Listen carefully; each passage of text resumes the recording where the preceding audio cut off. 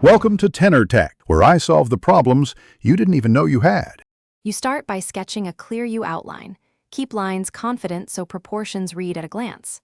Once done, mark the left and right top anchors and the bottom center guide to keep symmetry.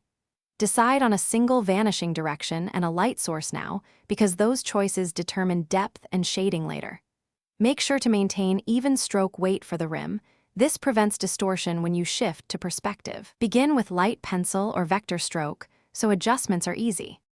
Now create the 3D form by projecting thickness lines from the U's rim toward your chosen vanishing point.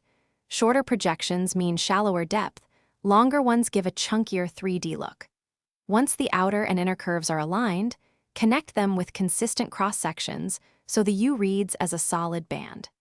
Use flattened ellipses at rounded corners and align their major axes to the perspective to sell volume. Keep checking symmetry and adjust the inner curve so thickness remains visually even around the curve. Finish by cleaning outlines, erasing guide marks, and sharpening the junctions where inner and outer edges meet.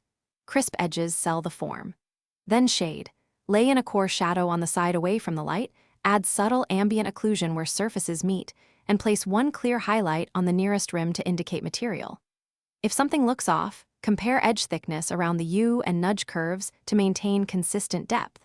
Small perspective tweaks fix most distortions quickly. Thanks for watching. Subscribe to keep your life in tune.